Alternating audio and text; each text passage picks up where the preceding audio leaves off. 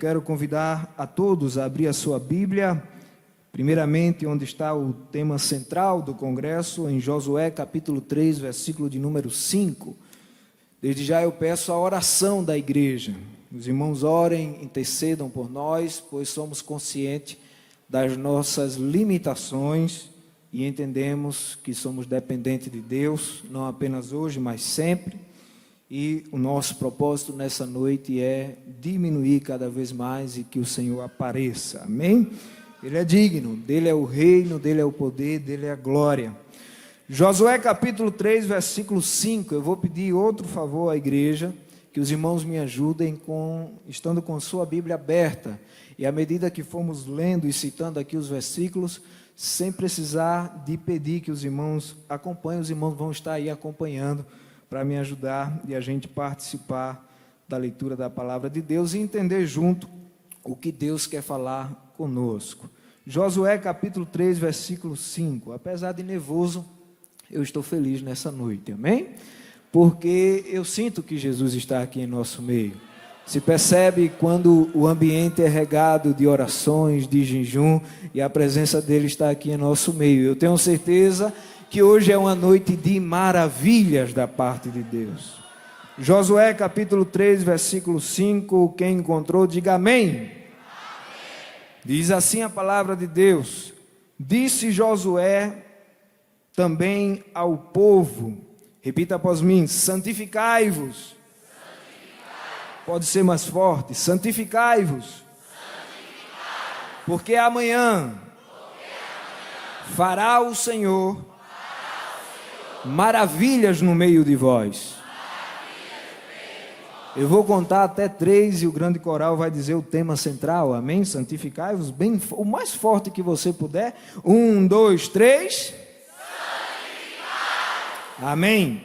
Meus amados irmãos, nesta noite foi nos dado um subtema que estaremos abordando juntamente com o tema principal. E o subtema nessa noite, diga comigo, santificai as amizades. Quando nós lemos Josué capítulo 3, versículo 5, há 2 expressões neste versículo que gostaríamos de chamar a atenção. A primeira é santificai-vos e a segunda, maravilhas. Santificar é a ação de tornar aquilo que é impuro em puro. É retirar toda a impureza de algo ou de alguém, tornando aquela pessoa pura, separada para Deus. Então, quando falamos que alguém é santificado ou algo é santificado, entendemos que estamos falando de algo que é consagrado, separado a Deus. E como é separado a Deus, que é santo, santo, santo, aquele que é santificado deve também permanecer puro. A segunda palavra é maravilhas. Essa palavra aqui, ela tem um sentido de milagres. E o que é milagres? O que é maravilhas? Maravilhas é aquilo que só Deus pode fazer. Milagres é aquilo que só Deus pode fazer. É a ação do poder de Deus, a ação do sobrenatural, agindo em favor de nós ou de algo, fazendo aquilo que somente Deus pode fazer. É por isso que quando falamos de milagres, a gente fala que milagres não se explica. Há muitas coisas que Deus faz em nosso meio que a gente não consegue entender com a nossa mente limitada. Por isso dizemos que é milagre. São maravilhas da parte de Deus. É aquilo que somente Deus pode fazer. E nesse versículo fica claro que a santificação precede o agir de Deus de forma sobrenatural sobre as nossas vidas. Quem entendeu, diga amém. Amém. Mas voltando para o subtema nesta noite, santificai as amizades. E fiquei muito feliz com esse subtema, pois é muito bom ter amigos, sim ou não? Melhor ainda é ter bons amigos. E a palavra de Deus vai mostrar que Deus, Ele dá amigos. E que é bom que tenhamos amigos. A juventude é a etapa da vida onde tomamos as decisões mais importantes da nossa vida. É na juventude que tomamos decisões que vão definir o resto da nossa vida, o resto da nossa história. Por exemplo, é na juventude que escolhemos a carreira que vamos seguir. Fazendo essa escolha, escolhemos o curso que vamos estudar e aí vamos definir praticamente 50% da nossa vida, pois o nosso trabalho vai ocupar mais ou menos 8 horas das 24 horas que a gente tem no dia. É uma decisão importante, sim ou não? Segunda decisão importante que tomamos na juventude, a decisão de com quem iremos casar. Essa é importante porque também vai definir os demais 50% da nossa vida. Quando escolhemos uma pessoa para casar, estamos escolhendo a pessoa que vamos dedicar as demais horas que restam no dia, as 8 horas acordados e as 8 horas quando estamos dormindo. Por isso que essa escolha deve ser feita com muito cuidado. E coisa boa é casar, melhor ainda é casar bem. Amém? Mas, por último e não menos importante, é na juventude que nós escolhemos as pessoas que vão fazer parte do nosso círculo de amizade. Quando nós somos crianças, somos amigos de todo mundo. Sim ou não? Quando somos adolescentes, começamos a perceber que há diferença entre amigo e conhecido, colega e amigo, vizinho e amigo. Quando somos jovens, maduros, alcançamos a maturidade, percebemos que há critérios rigorosos para definir e escolhermos quem serão as pessoas que irão fazer parte do nosso ciclo de amizade. Porque vamos querer ter perto pessoas que façam bem, que venham somar para a nossa vida e principalmente para a nossa vida espiritual. Até porque os amigos são pessoas que vão nos influenciar em decisões, costumes, ações, atitudes. É por isso que precisamos ter bons amigos, amigos que sejam amigos de Deus, porque os amigos de Deus são amigos que andam no caminho da santidade e como andam no caminho da santidade, experimentam as maravilhas de Deus. E falando sobre amizades, santificação e maravilhas, a Bíblia nos traz uma história que tem tudo a ver com amizade, santificação e maravilhas. A história de 4 amigos: Daniel, Ananias, Misael e Azarias.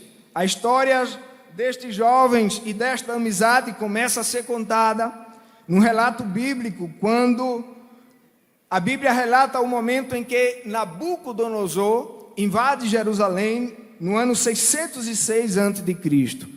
No capítulo 1 do livro de Daniel, versículo 1, a Bíblia diz: no ano 3º do reinado de Jeoaquim, rei de Judá, veio Nabucodonosor, rei da Babilônia, a Jerusalém e a sitiou. Amém? Vou precisar da ajuda de vocês. Acompanhem os versículos, por favor. Quando Nabucodonosor invade Jerusalém, a Bíblia vai mostrar que ele leva cativo jovens que faziam parte da linhagem real e da nobreza de Jerusalém, a nata de Judá, os melhores. Capítulo 1, versículo 3 de Daniel diz: e disse o rei a Aspenaz, chefe dos seus eunucos, que trouxesse alguns dos filhos de Israel e da linhagem real e dos nobres. Nabucodonosor, ele é exigente, ele é criterioso, ele não apenas escolhe jovens que fizessem parte da nobreza, da nata, da realeza, mas ele estabelece critérios também. No capítulo 1, versículo 4, a Bíblia diz: jovens em que não houvesse defeito algum, formosos de aparência, diga comigo, qualidades físicas. Ele não queria feio, ele queria bonitos, ele queria pessoas que tivessem postura e que não tivessem nenhum defeito interno nem externo. A Bíblia também diz: jovens que fossem instruídos em toda a sabedoria e sábios em ciência, e entendidos no conhecimento. Diga comigo, qualidades intelectuais. Qualidades físicas, mas também qualidades intelectuais. Ele queria os bonitos e queria os mais inteligentes. Jovens sábios, jovens que tivessem conhecimento na ciência.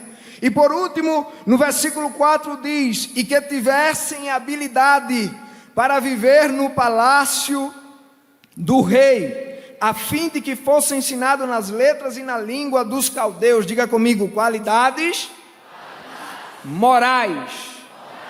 Ele queria os melhores, que tivessem essas habilidades para serem levados à Babilônia e que pudessem servir na corte real do rei da Babilônia. O propósito, a princípio, parece ser bom, pois a Bíblia diz: jovens que fossem ensinados nas letras e na língua dos caldeus.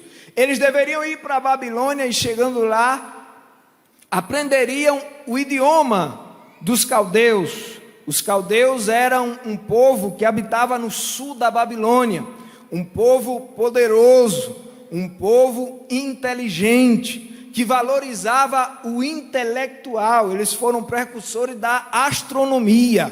É dos caldeus que sai a dinastia de Nabucodonosor. Então ele leva os jovens para a Babilônia para que quando chegasse lá eles aprendessem o idioma, mas também fossem ensinados, a Bíblia diz, nas letras. As letras aí fala da literatura dos caldeus. E o que é isso? Havia um projeto de inserir na mente dos jovens, no seu coração, a cartilha. O pastor falou aqui no começo que há um governo que deseja inserir cartilhas no coração dos nossos jovens, adolescentes e crianças. Não era diferente nessa época. Eles queriam inserir a cartilha deles, das suas ideologias, filosofias, sobre a sua religião, sobre a sua política, sobre a sua cultura, no coração e na mente dos jovens judeus. Entre esse grupo de jovens que foram selecionados, se encontravam Daniel e os seus amigos. Capítulo 1, versículo 6 diz: e entre eles se achavam dos filhos de Judá. Diga comigo, Daniel, Ananias, Misael e Azarias. Então, quando eles chegam na Babilônia, automaticamente os seus nomes são mudados, com a intenção de arrancar do seu coração a sua verdadeira identidade. Daniel capítulo 1, versículo 7 diz: e o chefe dos eunucos lhes pôs outros nomes, a saber, a Daniel pôs o de Beltesazar, e a Ananias o de Sadraque, a Misael o de Mesaque, e a Azarias o de Abednego.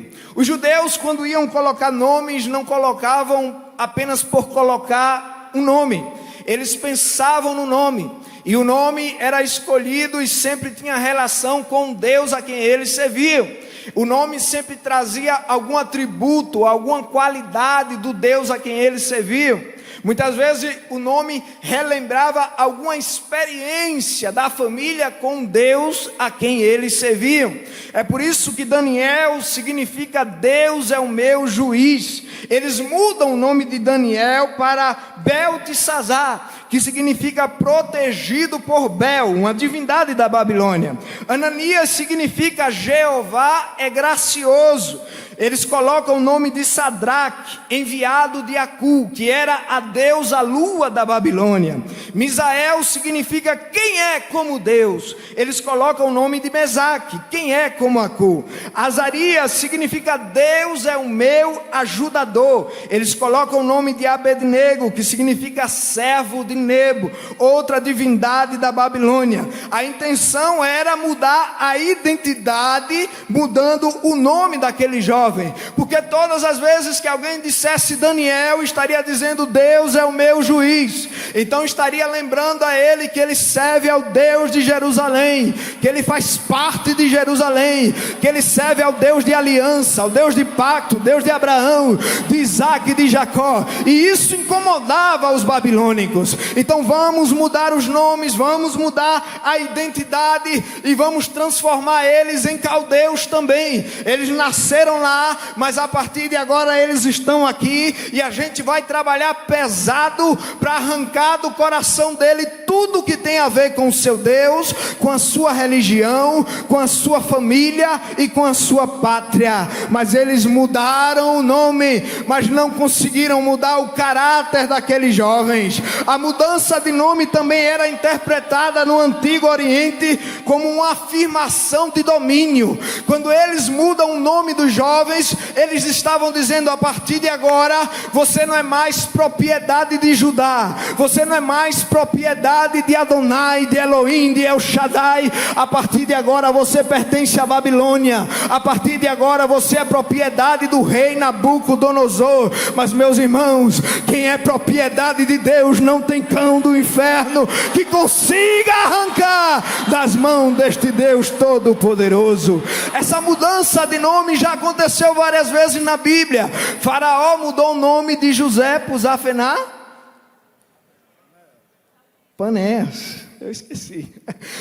Outras vezes nós vemos também a Babilônia mudando o nome de outros reis de Judá que ficaram durante o governo da Babilônia. Então, quando eles mudavam, eles estavam afirmando domínio sobre a pessoa que tinha recebido um novo nome. Conseguiram mudar o nome, mas o coração permanecia de crente.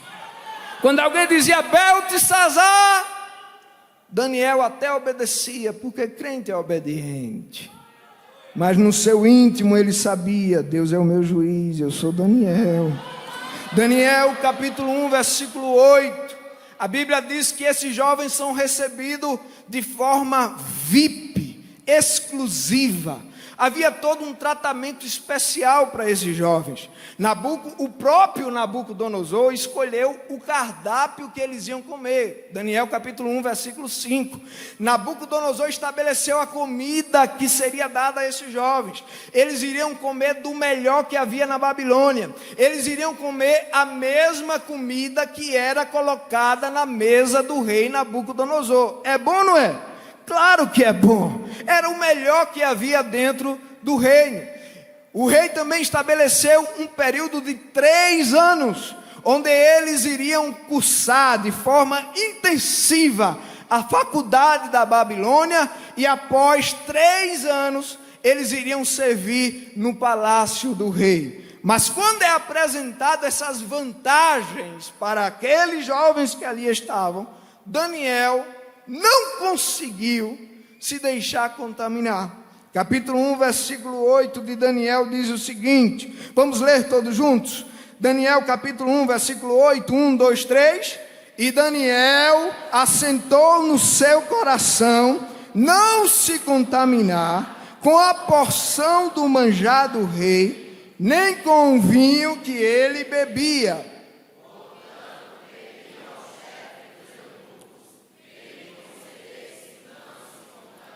Quando Daniel viu toda esse aparato exclusivo que Nabucodonosor preparou para eles, ele não quis correr risco nenhum de se contaminar, porque ele entendia que ele era santificado ao Senhor, ao Deus de Judá, ao Deus de Jerusalém. E ele toma uma atitude. Ele assenta no seu coração não se contaminar com a porção do manjar do rei. Ele chama o chefe dos eunucos. Ele passa para ele o seu desejo, a sua intenção. E aqui é muito interessante, porque ninguém tinha coragem de desobedecer a ordem do rei. Se alguém desobedecesse, o rei estava pedindo para morrer. Desobedecer a ordem do rei era correr risco de perder a cabeça, principalmente para um caldeu. Então Daniel chama o chefe dos eunucos e diz: olha, eu não vou comer disso aí. Por quê? Algumas possibilidades. Primeiro, seguramente havia ali na mesa de Nabucodonosor alimentos que para os judeus, pela lei mosaica, eram considerados alimentos impuros. Segundo, os alimentos que chegavam na mesa do rei eram alimentos que também eram consagrados às divindades do reino da Babilônia.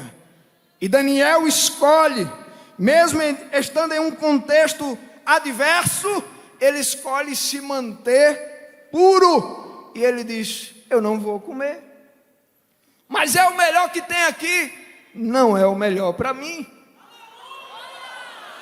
Eu não vou comer.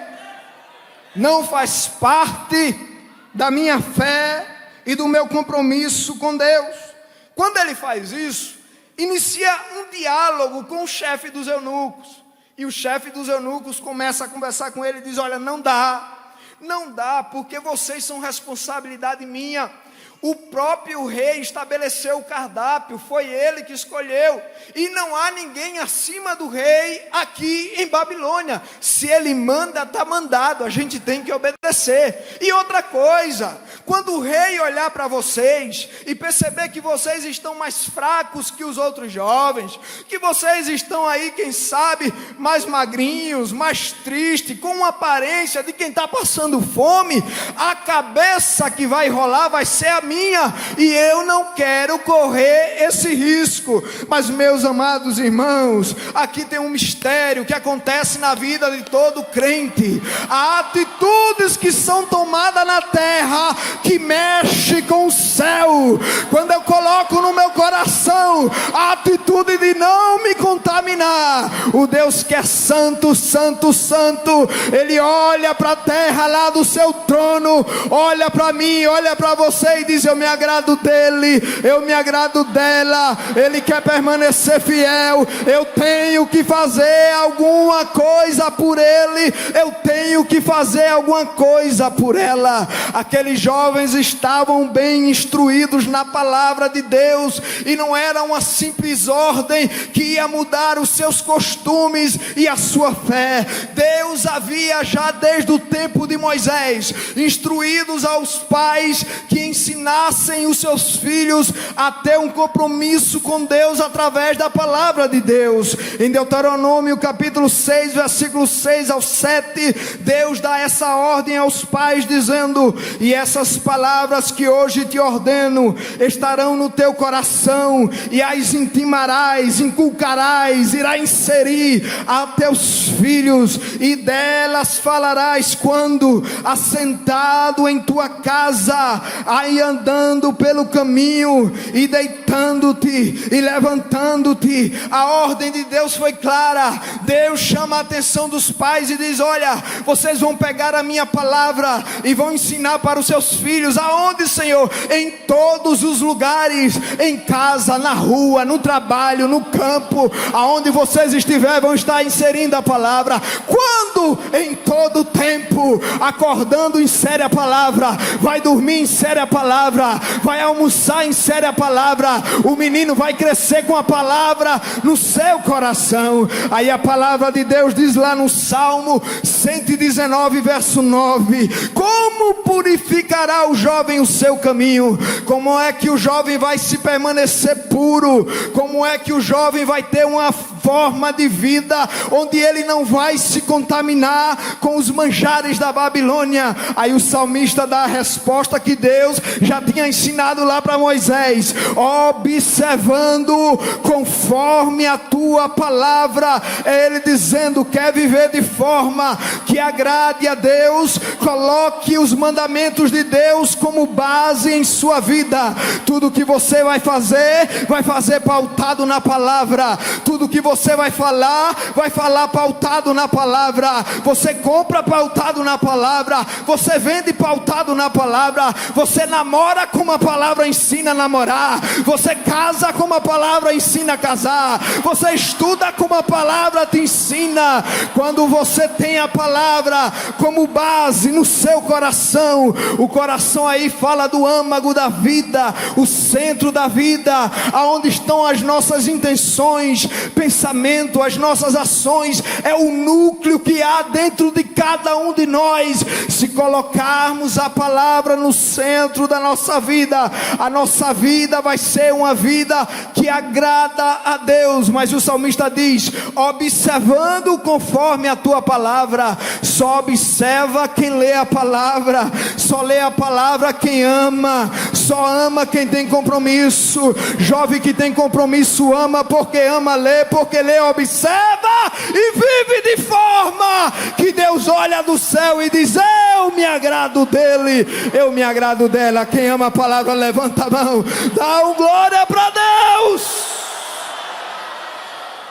O salmista entende a importância de obedecer os mandamentos de Deus. No Salmo 119, verso 11, ele diz: escondi a tua palavra no meu coração, para eu não pecar contra ti.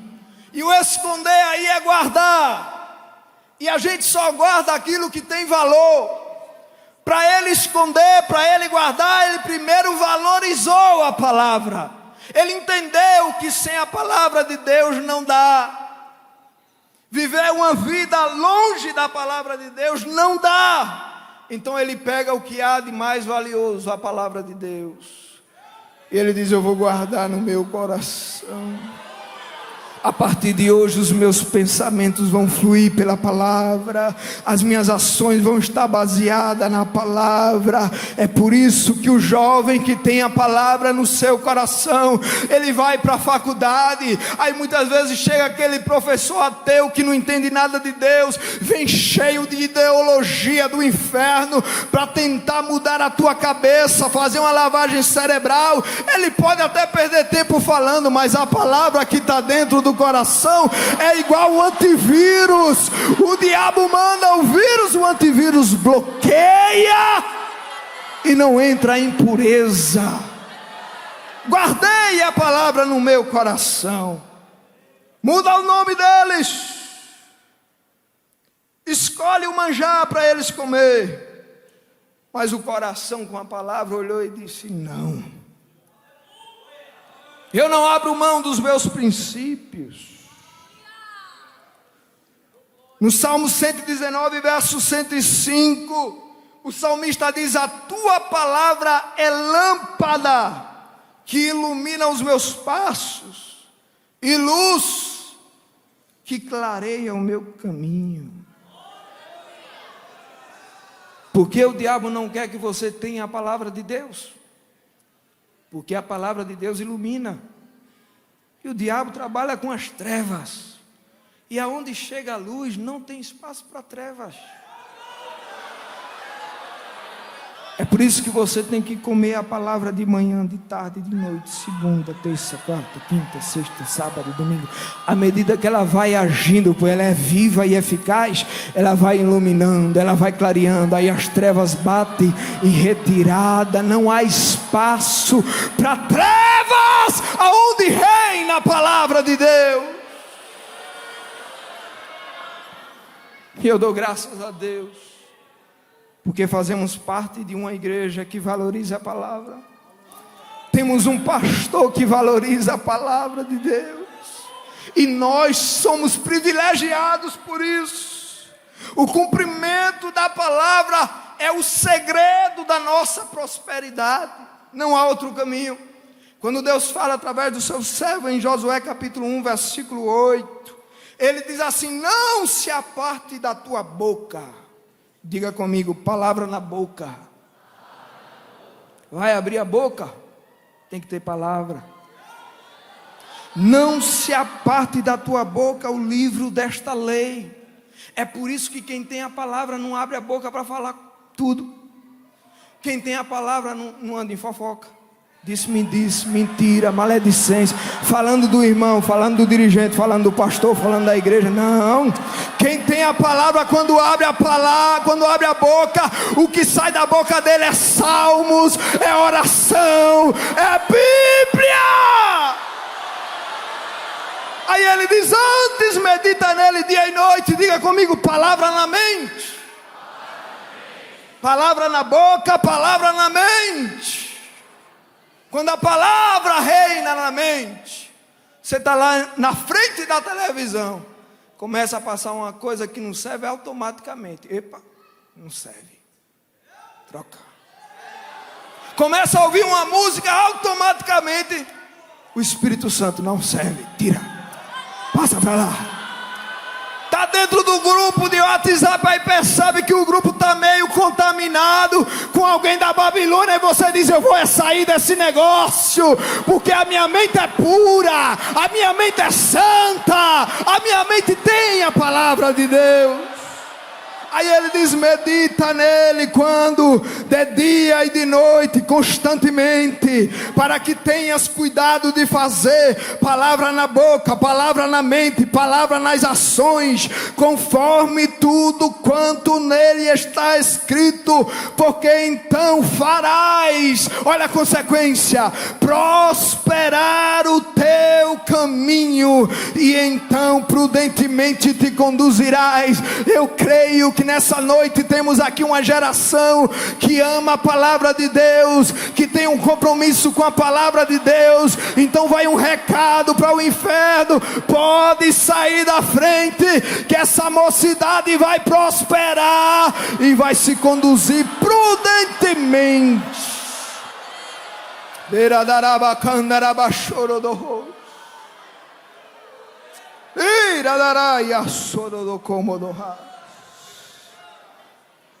Daniel entendia que ele tinha princípios.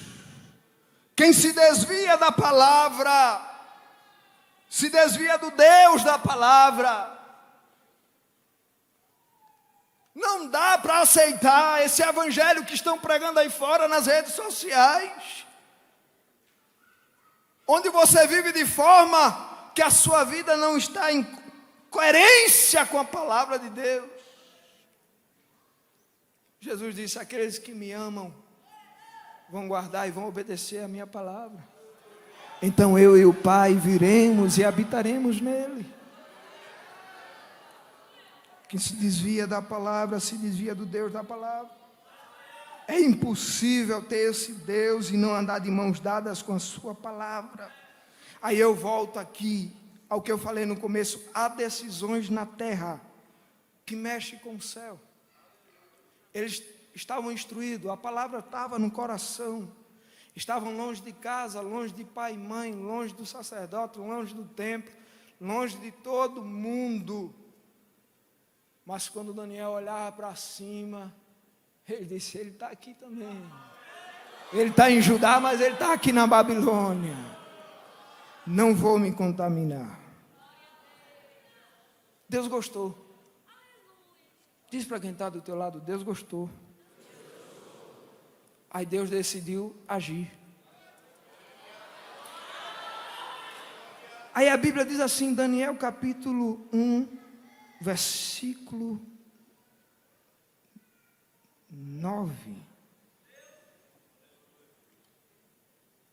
Capítulo 1, versículo 9. Diz assim: ora, deu, e o dar aí é entregar, colocar nas mãos. Esse deu aqui é a mesma expressão quando o copeiro foi entregar a taça para Faraó, colocou nas mãos dele. É o próprio Deus entregando algo. E o pastor falou no começo que Deus tinha presentes. Deus quer te dar coisas nessa noite. Ora, deu Deus. Não foi o anjo, o arcanjo, não. Deus deu graça e misericórdia a Daniel diante do chefe dos eunucos. Deus agiu. Irmãos, ninguém desobedecia a Nabucodonosor, principalmente um servo dele.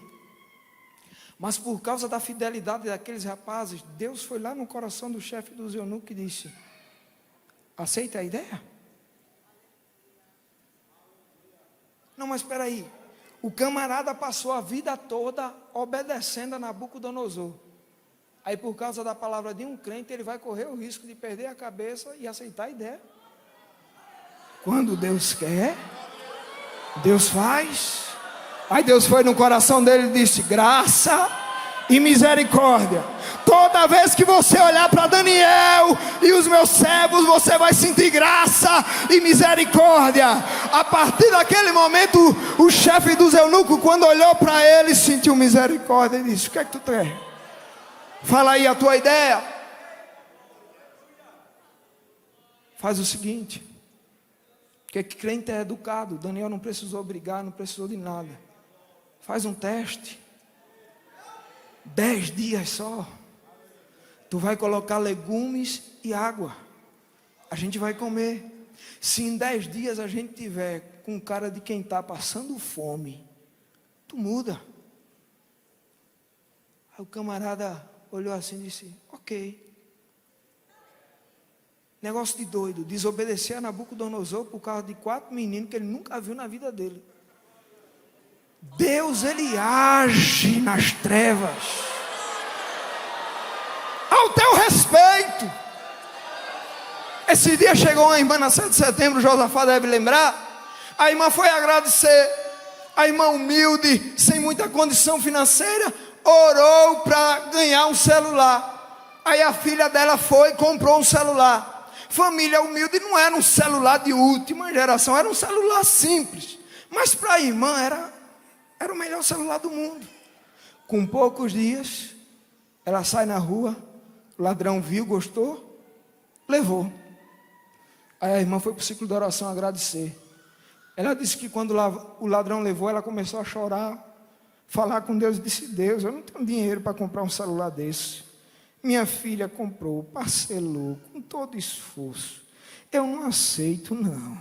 Eu sou a tua filha, eu vou para o ciclo de oração, eu leio a tua palavra, eu sou crente, sou batizada com o Espírito Santo. Tu é dono do céu e da terra, o que é um celular para tu? Eu não aceito. Se eu sou mulher de Deus, eu quero meu celular de volta. Não deu 5 minutos, o rapaz que era moreno vem mais branco do que eu, pálido, tremendo, chorando, dizendo: tia, eu não quero mais não, eu não quero mais não, agora me ajude. Tem uma voz aqui dizendo: devolva, devolva, devolva, devolva. Ei, Deus vai agir a teu respeito. Deus vai colocar graça e misericórdia no coração do professor ateu, no patrão que te persegue, no parente que não gosta de crente. Você honra a Deus e Deus vai te honrar no meio deles. Deus age ao nosso respeito. Beraia serebecovodoha. Aleluia, aleluia, aleluia. Deus está dando ordem às trevas por causa do teu compromisso com Ele. Você está aqui, mas Deus está indo lá na tua casa visitar teu pai, tua mãe, teus irmãos.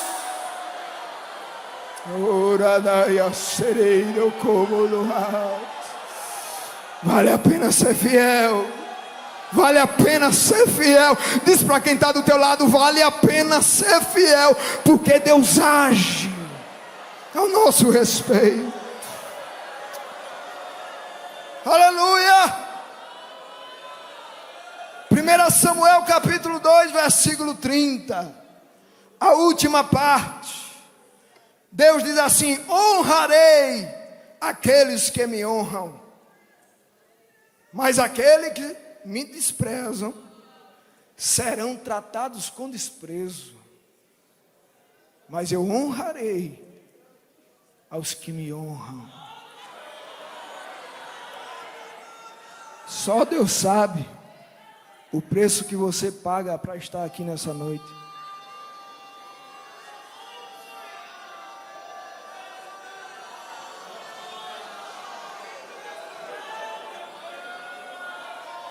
Só Deus sabe o que você teve que aguentar para estar aqui hoje.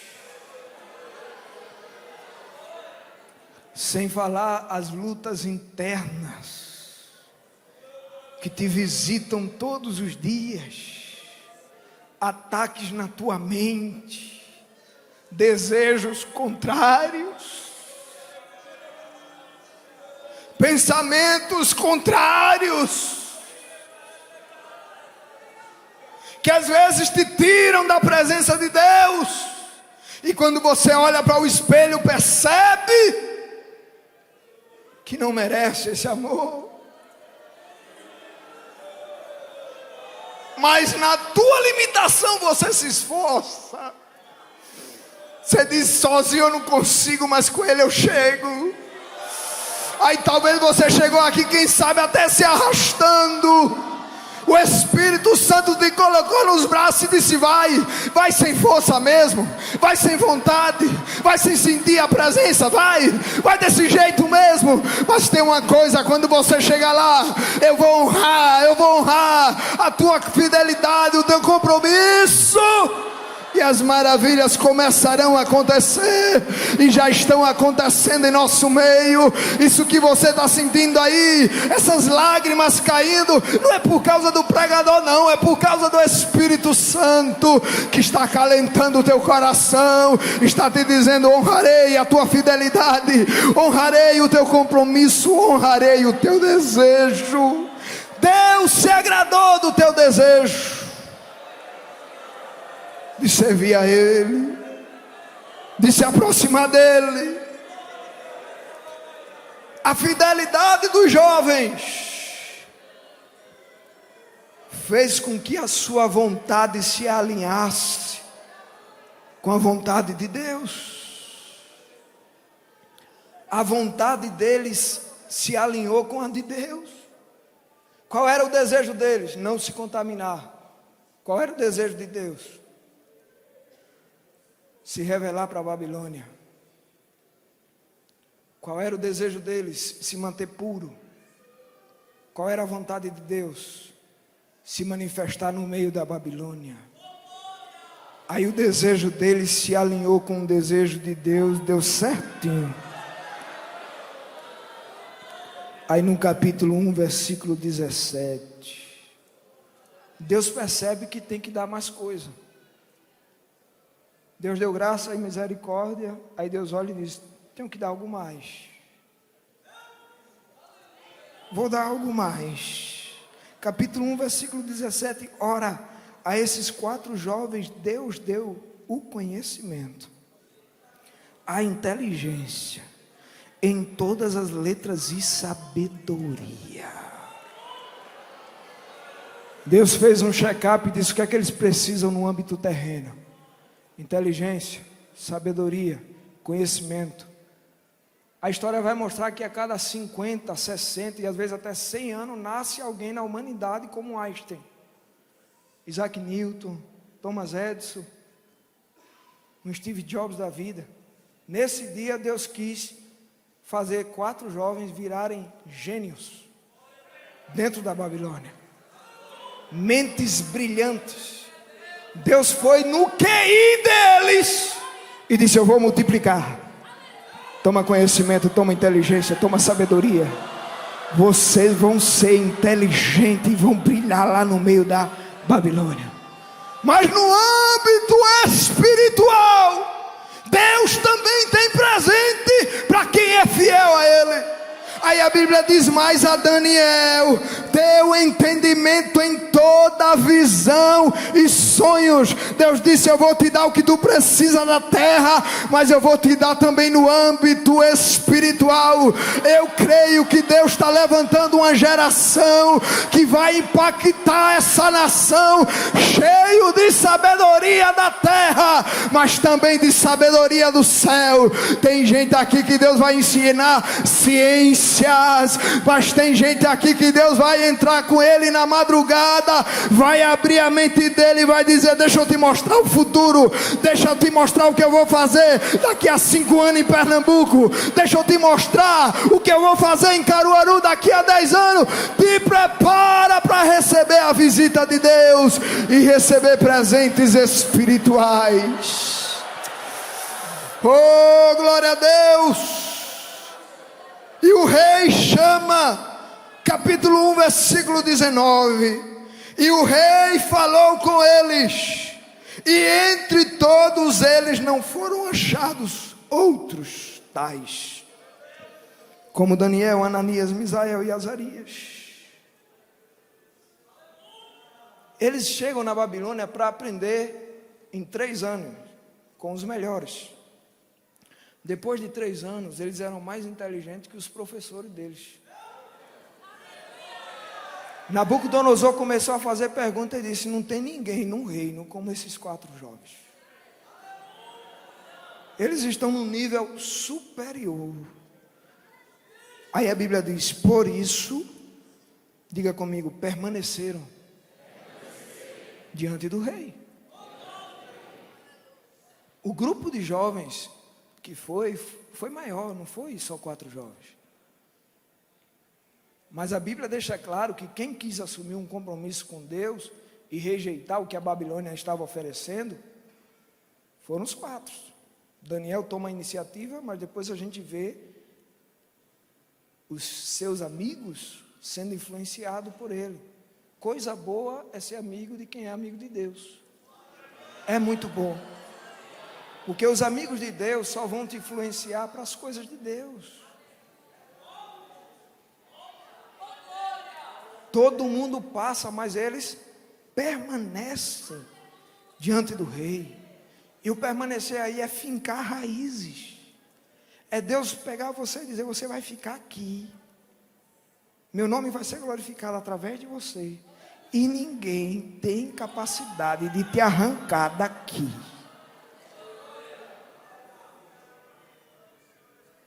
Permaneceram. Aí em 1 João capítulo 2, versículo 17, a Bíblia diz assim: e o mundo passa, e a sua concupiscência, mas aquele que faz a vontade de Deus, permanece para sempre. Daniel capítulo 1, versículo 20 diz: e em toda a matéria de sabedoria e de inteligência, sobre que o rei lhes fez pergunta, os achou 10 vezes, irmãos. Quando Deus quer, Ele humilha o inimigo mesmo. 10 vezes mais doutos do que todos os magos ou astrólogos que havia em todo o seu reino.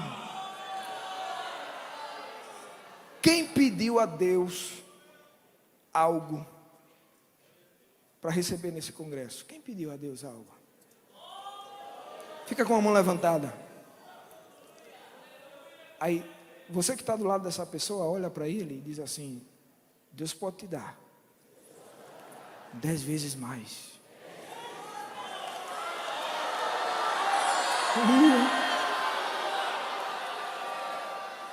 Escute, eu já estou terminando, indo para o final. Deus começa a abençoar os jovens.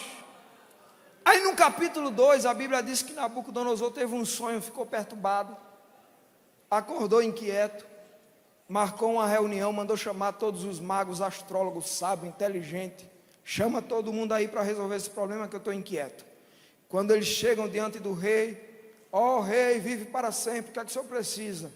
Olha, é o seguinte, eu tive um sonho, tive sonhos, estou inquieto, porque eu não entendi os sonhos, e eu preciso dar a revelação desses sonhos. Tudo bem, rei? Conte para a gente, e a gente vai revelar o significado. Aí o rei olha para eles e diz: eu esqueci. Como assim? Eu sonhei algo, eu quero a revelação do que eu sonhei, mas o que eu sonhei, eu esqueci. E tem mais, se vocês não me derem a interpretação, eu vou mandar matar vocês, e vou mandar queimar as casas de vocês. Não vai sobrar nada. Mas rei, o senhor não se lembra? Não, eu não lembro. Aí o rei começa a perceber que eles estão querendo ganhar tempo. Aí o rei diz: eu estou percebendo que vocês estão com conversa fiada, viu? Estão demorando aí para ganhar tempo e depois vir com conversinha para o meu lado. Não, viu? Vocês não têm capacidade? Chama o chefe da guarda. Decreto de hoje: todos os sábios, magos, astrólogos do reino irão morrer, porque não me deram a interpretação do sonho que eu sonhei e esqueci o que sonhei.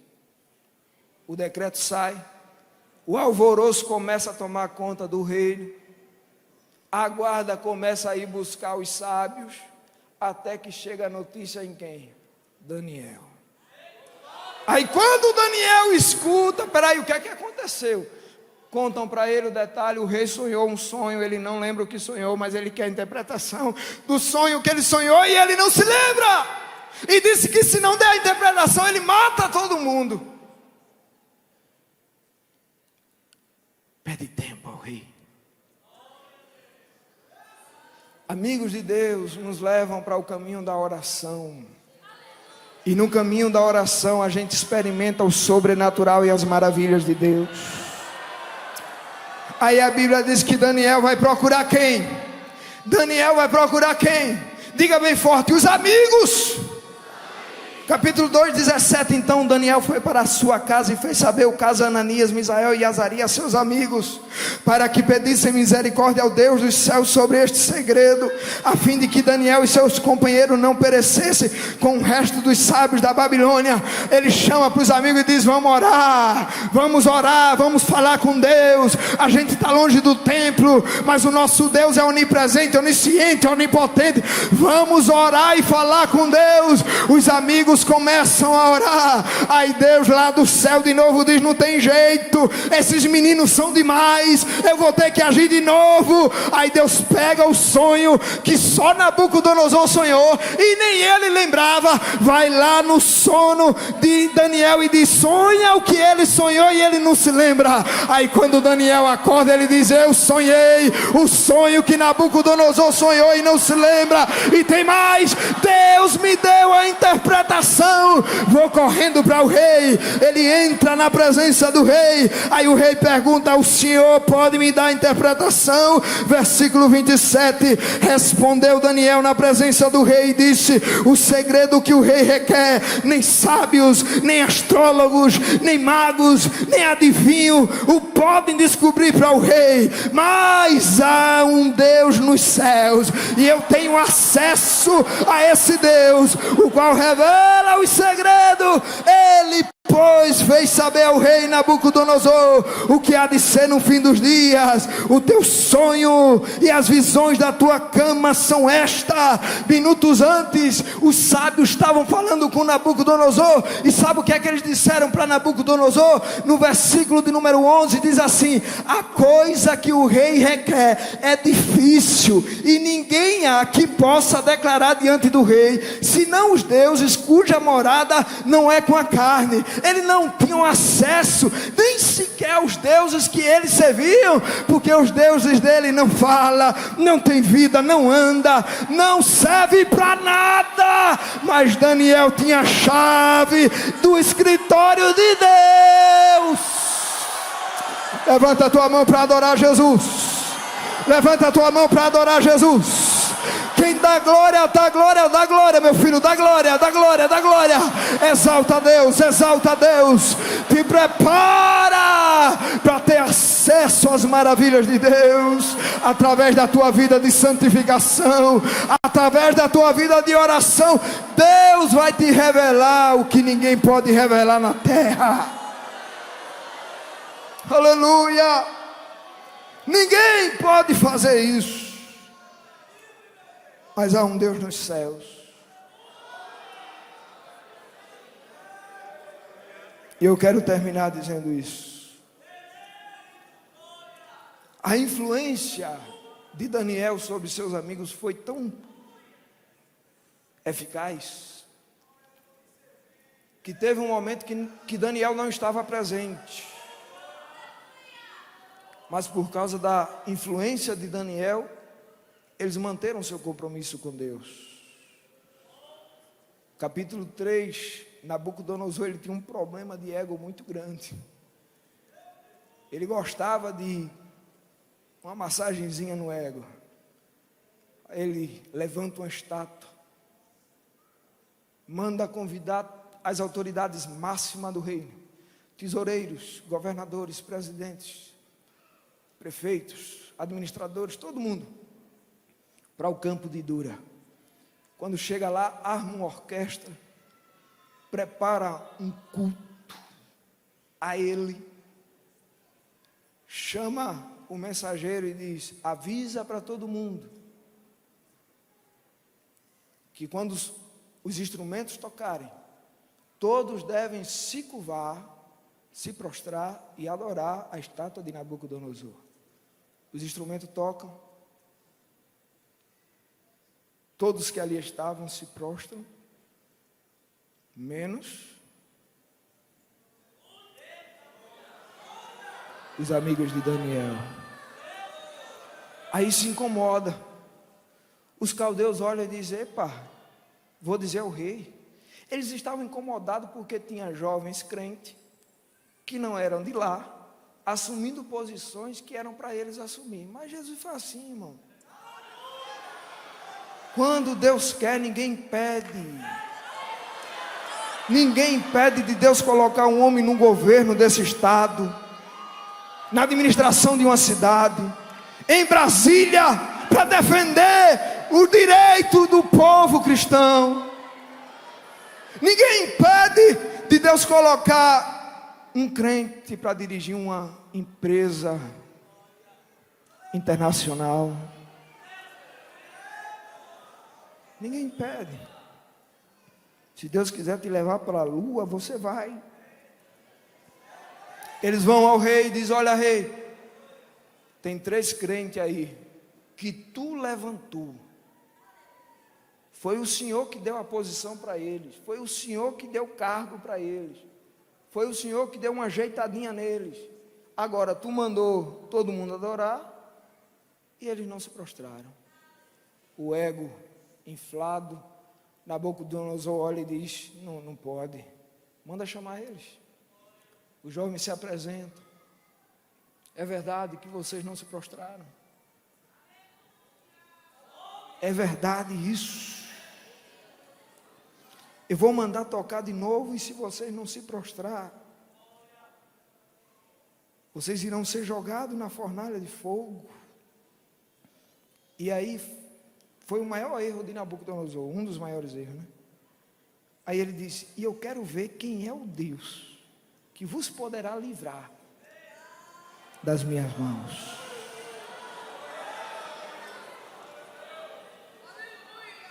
Aí olha a resposta dos crentes. Sadraque, Mesaque e Abednego disseram ao rei Nabucodonosor: pode tocar. Não necessitamos te responder isso. Sabe qual é o problema de muitos jovens hoje? Que perdem a cabeça querendo explicar a sua fé para quem não entende de fé, irmãos. O que você tem com Deus, quem está lá fora não vai entender, não. Eles acham um absurdo você estar numa quinta-feira dentro de um templo adorando a Jesus.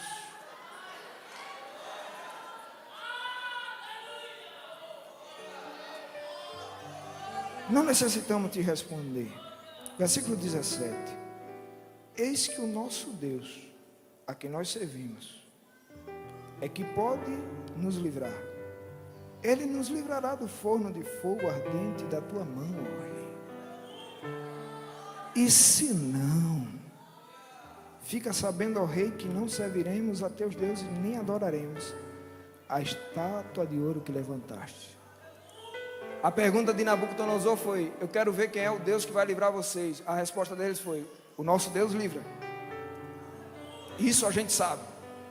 Agora, se ele vai livrar ou não, isso é com ele. Isso é ele que decide. Mas a gente não vai se prostrar, não.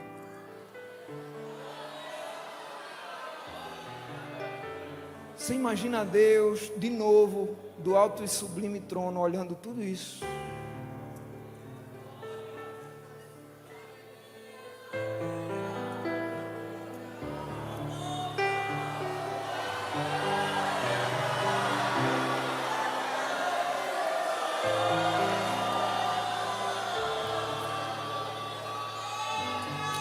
Nabucodonosor fica com tanta raiva que o rosto dele mudou. Manda aquecer 7 vezes mais. Chama os homens mais fortes que a gente tem no reino, para jogar eles lá dentro. Pegam os jovens, versículo 20. E ordenou aos homens mais fortes que estavam no seu exército que atassem, que amarrassem Sadraque, Mesaque e Abednego para o lançarem no forno de fogo ardente. Então aqueles homens foram atados com as suas capas, seus calções, seus chapéus, suas vestes, e foram lançados dentro do forno de fogo ardente. O diabo quer destruir você, e quer destruir o que você tem e o que Deus tem projetado para a sua vida. É por isso que ele investe todos os dias para tentar te destruir, para querer acabar com o projeto que Deus tem na sua vida. Jogam. O fogo estava tão quente que quando os homens jogaram eles, os homens morreram. Morreram. Versículo 23. E estes três homens, Sadraque, Mesaque e Abednego, caíram atados dentro do forno de fogo ardente.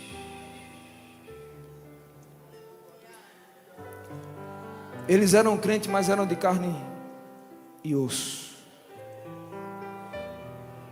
Eu acho que eles conversaram e disseram: e aí? O que é que a gente faz? Vamos segurar. Se Deus nos trouxe para a Babilônia, é porque há um propósito nisso. O nosso Deus é dono do universo.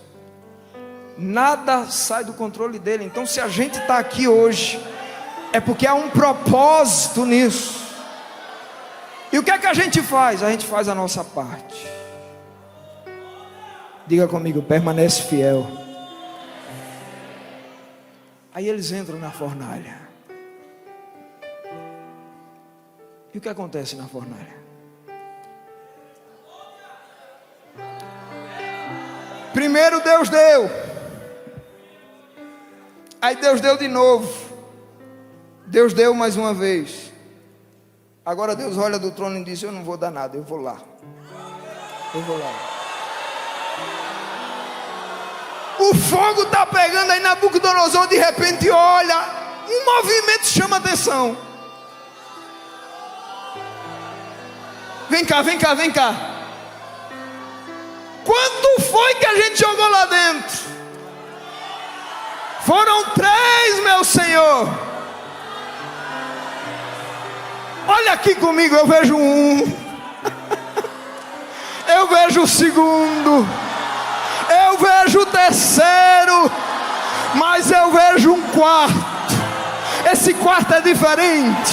Ele brilha mais que o fogo. Ele é semelhante ao Filho dos deuses. Quem está lá dentro é um Deus. E tem mais, eles estão passeando de um lado para o outro. Passeando de um lado para o outro. As correntes foram quebradas. Eita, que as correntes estão sendo quebradas agora através da tua adoração. Através da tua adoração nessa noite, correntes estão sendo quebradas. Recebe aí agora uma ministração do Espírito Santo sobre a tua vida.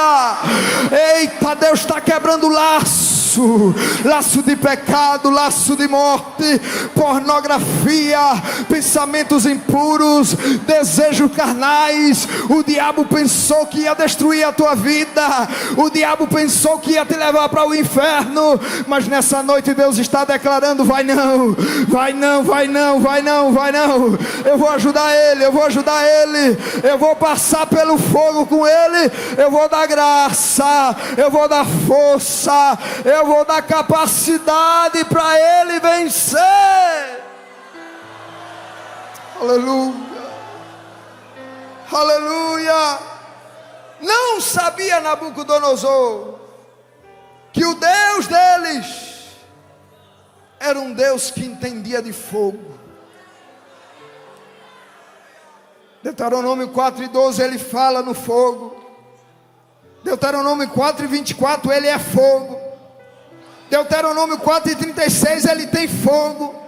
E em Isaías 43 versículo 2 ele diz assim: quando passares pelas águas estarei contigo, e quando pelos rios eles não te submergirão. quando passares pelo fogo, o fogo da prova, o fogo da provação, o fogo da perseguição, o fogo da inveja, o fogo dos ataques do maligno, não te queimarás, nem a chama arderá em ti. O quarto homem da fornalha está segurando na tua mão aí onde você está agora. Fecha os teus olhos, comece a adorar Jesus aí onde você está. Comece a adorar Jesus aí onde você está. Comece a adorar Jesus aí onde você está. Te prepara para passear pelo fogo com aquele que é fogo. Deus vai te levar a um nível espiritual que você ainda não chegou nesse congresso. Serão 4 dias de subida de escada aqui. Jesus está te chamando e está te dizendo: sobe mais um degrau, sobe mais um degrau, sobe mais um degrau, sobe mais um degrau. O negócio estava tão bom dentro da fornalha que eles não saíram da fornalha. Eles não saíram. Como é que a pessoa estava amarrada, de repente é liberta e não sai da fornalha, irmãos? Eles não saíram da fornalha. E eu entendo, porque quem estava lá dentro fez da fornalha o melhor lugar do mundo. Eles só saíram da fornalha quando Nabucodonosor disse: vem, sai.